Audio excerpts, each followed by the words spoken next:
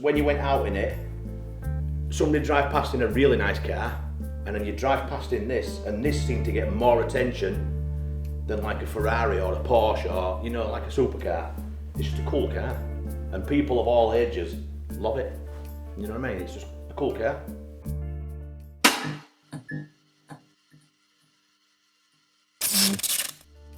My name is Nick Lawton, and this is 1972 Mercedes W114 280CE. I've been into cars all my life, since 10, 12-year-old. My dad always had nice cars, always had old Fords. So I got into cars before I should have really been driving cars. Got into trouble driving cars before I should have been driving cars.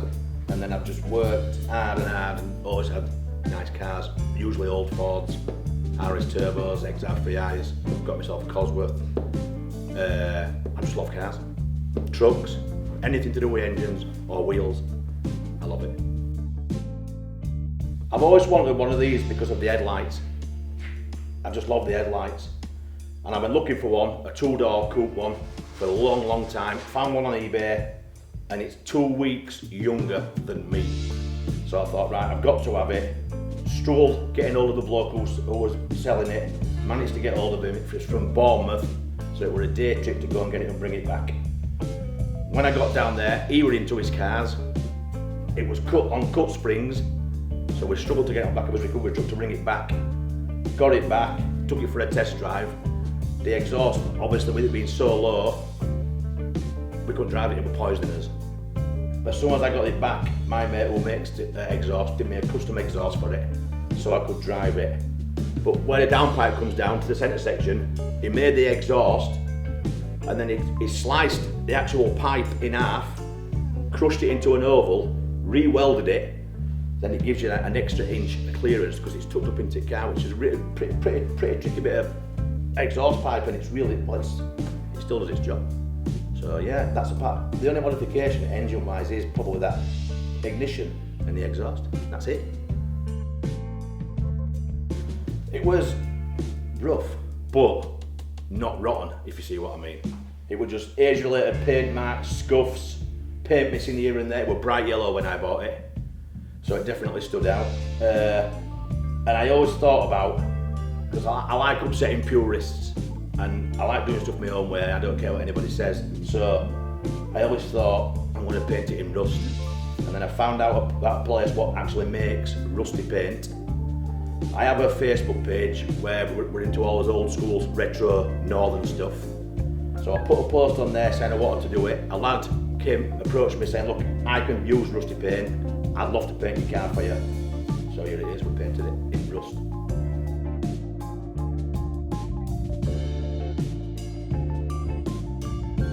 I think it's had 6 or 7 owners in 50 years. I've got paperwork like that with it, and some of the service history with it is wrote on the back of chocolate eclair boxes from the 80s saying, today the Mercedes, we check the oil, we check the water, we check the tyre pressures, and it's just like proper weird stuff like that in the service history. It's brilliant. All the tax discs with it from when it was new, all the MOTs with it when it was new, invoice after invoice after invoice after invoice with it. It's got dozens and dozens. It's brilliant, proper quirky.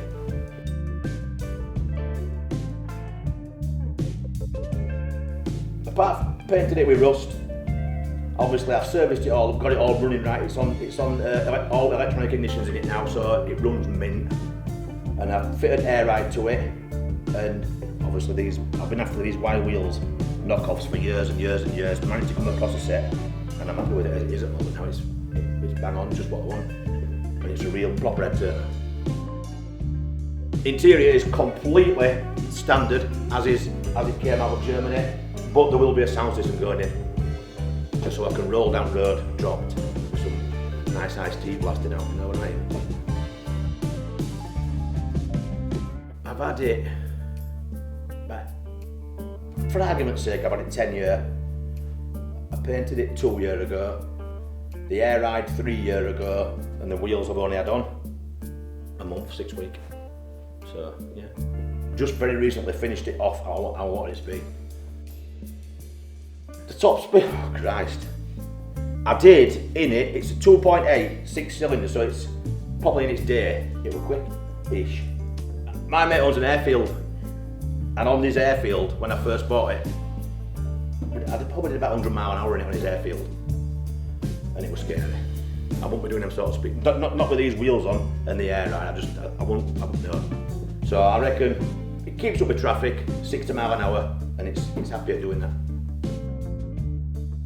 The biggest difficulties was obviously getting these wheels to fit by having to roll the arches because it just wouldn't sit down on them, and getting all the air ride.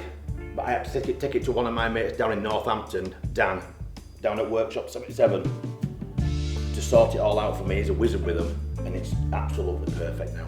But it took a lot of sorting to make it proper work right, and it's bang on. Obviously it's got white walls on, and I priced them up, the white walls. They're about £1,000 for 4, and I'm like, I think it's going to go normal tyres when they're bald, because they're really hard to get hold of with white walls on. But for the mileage it does, they'll probably last me car, you know what I mean? Because it doesn't go out in winter, it doesn't go out in salt, it's garaged, so yeah, I'm not really worried about tyres. And obviously we have in the car, I've come across a few people what have the same sort of cars, and luckily so far I haven't really struggled to get parts, and a lot of new parts, like I've put a new fuel pump on it beginning of the year, and it's just an off the shelf Bosch fuel pump, and it fits, and it's so stuff like that. But stuff like this, headlight surrounds and bumpers, people know they're rare, so obviously they're expensive, but touch wood, I haven't really struggled with parts yet, and hopefully I won't do. But the parts are right, and there's still a few people breaking these cars, so you still can get parts here and there, but it is getting harder. Got a Sierra Cosworth, which was supposed to be this year's plans, but obviously this year being deleted, it's going to be next year, so this is done. So my Cosworth's next on my list of getting stuff done. I have a group on Facebook called Grit. It's all like northern old school retro, northern antics and industry, and I'm a lover of everything old, the worldy, mills, buildings, all that sort of stuff, old cars, old bikes, old shoes, trainers, clothes, vintage stuff. We organise car meets once a month when you can. We've had a few shows. We've done really well with it, and obviously anybody's welcome on it with any sort of car if it's cool. Like I didn't buy the car to race it or modify it. I bought it because it was cool and just as like an everyday cool cruising car. And it's, to be fair, to say it's a 50-year-old motor, it's like you just turn that key and away it goes. Does what it's told, and it's never let me down. And it's just mint. It's just, I can't fault the car one bit. It's brilliant. I'm proud of it as it is because I've wanted it, and of all the help I've had of all the people who've gone out of their way to help me out to get it where I want it, you know what I mean? I'd like to thank Richard at Ramtech Exhaust for the exhaust. Obviously Dan down in Northampton at Workshop 77 for sorting my ignition out. He sorted bits of wiring out on it, all the air ride out, serviced it all, got it running proper. Andy over in Shipley for the paint, Rusty Paint for supplying the paint. And again Dan, because I've been trying to get a set of these wheels for a long time, and he found me a set. So yeah, Dan down at Workshop 77 in Northampton, really big shout out to him.